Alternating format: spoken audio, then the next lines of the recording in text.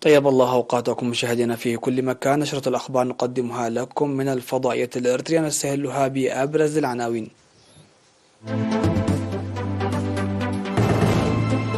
أعمال رقابية فعالة في الموارد الطبيعية.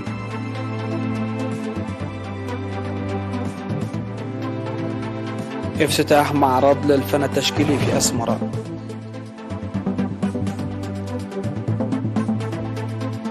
أعضاء الدفعة الأولى للخدمة الوطنية يتبرعون بالدم.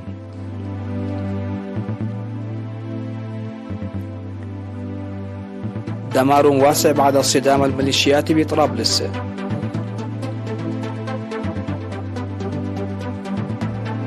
روسيا تدمر مركزا لقيادة القوات الأوكرانية.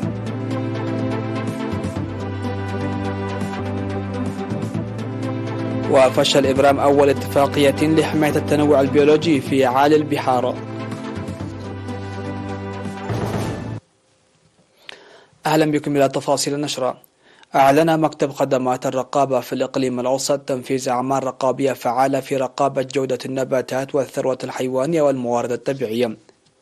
وأوضح مسؤول المكتب السيد يوهانس جبرولد أن الأعمال الرقابية التي نفذت في الأشهر الستة الماضية بالتعاون مع مكتب النظام والقانون مكنت من ضبط أدوية معرضة لأشعة الشمس والرياح والمبيدات.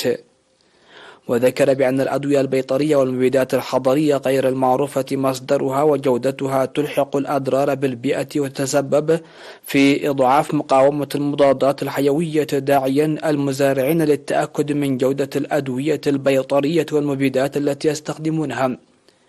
وحول تنمية البذور المحسنة، أوضح العمل الجاري لتنمية بذور مختلف أنواع الشعير والقمح في مساحة 194 هكتار في 38 قرية. وأشار إلى القيام أيضا بتنمية بذور البطاطس المحسنة في النصف الأول من هذه السنة.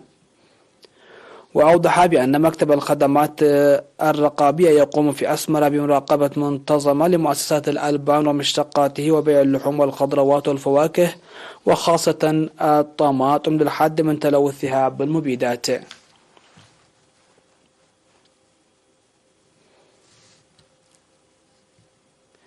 افتتح حاكم الإقليم الأوسط السيد في السهي حيلة يوم أمس الجمعة 26 من أغسطس معرضا للفن التشكيلي نظمته اللجنة الوطنية لتنسيق الاحتفالات.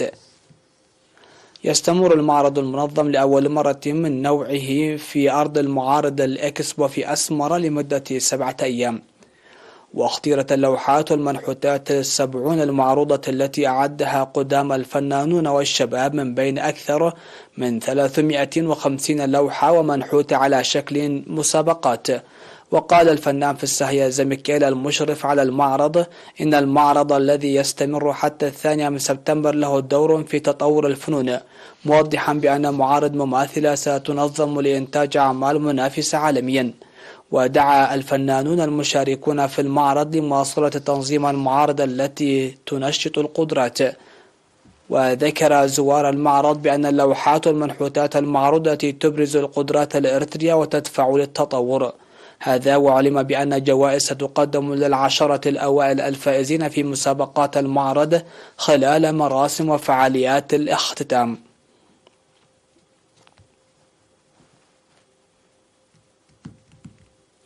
تبرع أعضاء الدفعة الأولى للخدمة الوطنية في 27 من أغسطس الجاري 65 كيس دم. وقال الأعضاء في مناسبة التبرع بالدم إن الإسهامات المتواضعة تعتبر جزء لا يتجزأ من البرامج الوطنية الجارية في مختلف المؤسسات الحكومية، متعهدين لمواصلته بتنظيم أكثر قوة. ودعوا جميع المواطنين للمساهمة في تنمية محتوى بنك الدم.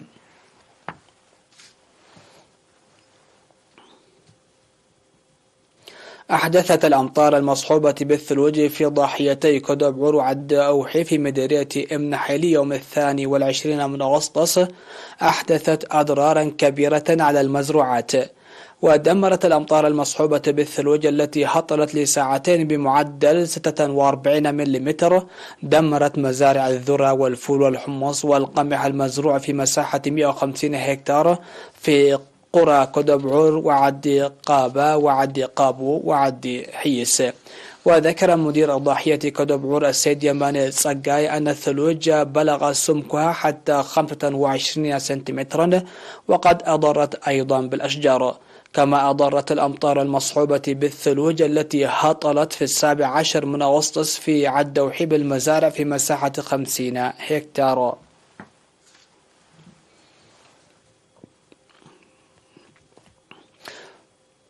نشرتنا لا زالت مستمرة من الفضائية الإريترية، لكن بعد الفاصل.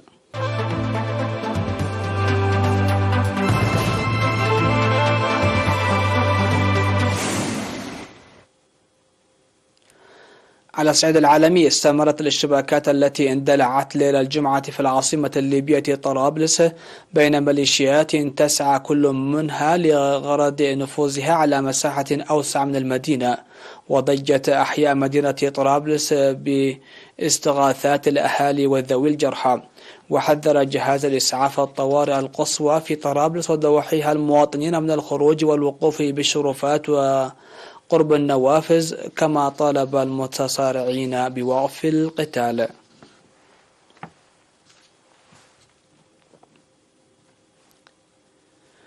أكدت وزارة الدفاع الروسية تدمير 5 طائرات مقاتلة تابعة لسلاح الجو الأوكراني في قاعدة ميرغورود العسكرية بمقاطعة بولتافا شمال شرق أوكرانيا.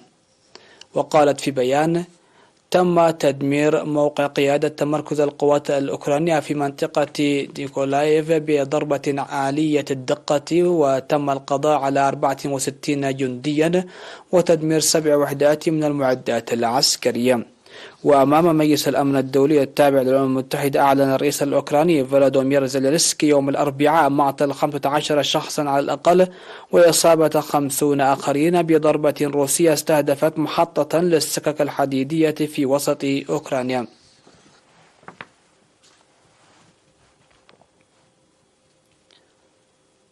فشلت دول العالم في التوصل إلى اتفاق نهائي حول حماية التنوع البيولوجي في أعالي البحار، وانتهت الجولة التي جرت في مقر الأمم المتحدة بنيويورك من 15 إلى 26 من أغسطس الجاري، واتهمت منظمة السلام الأخضر المعروفة بنضالها البيئي الولايات المتحدة والدول التي تضم حوالي 50 دولة على رأسها دول الاتحاد الأوروبي وكندا بعرقلة مسار المفاوضات ونسف الجهود التي أحرزها المفاوضون.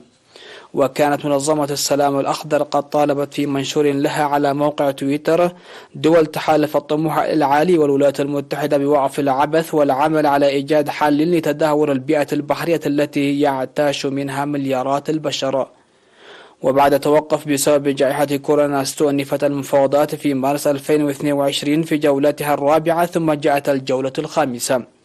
وتقول منظمة اليونسكو بأن 5 جولات من المفاوضات على مدار 3 سنوات دون التوصل إلى اتفاقية نهائية لحماية التنوع البيولوجي لأعالي البحار.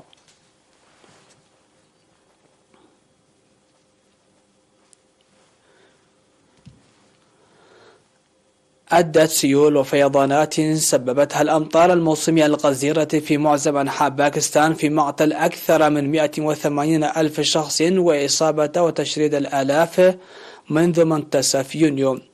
ويكافح رجال الإنقاذ لإجلاء آلاف الأشخاص الذين تقطعت بهم السبل من المناطق المتضررة من الفيضانات، حيث أجبرت الأزمة الحكومة على إعلان حالة الطوارئ، بينما طلب رئيس الوزراء شهباز شريف المساعدة الدولية في مكافحة أضرار الفيضانات المدمرة.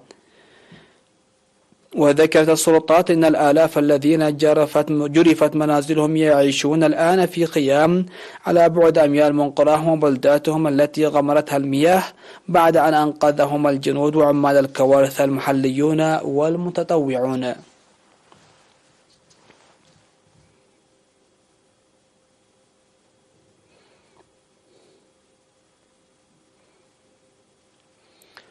ختام النشر إليكم أبرز العناوين.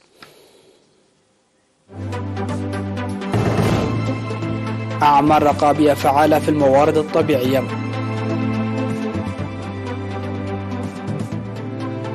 افتتاح معرض للفن التشكيلي في أسمرة.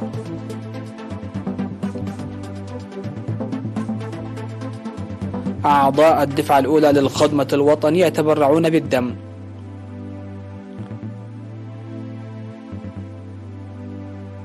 دمار واسع بعد اصطدام الميليشيات بطرابلس.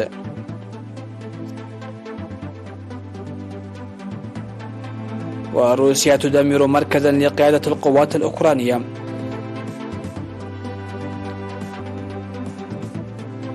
فشل إبرام أول اتفاقية لحماية التنوع البيولوجي في عالي البحار.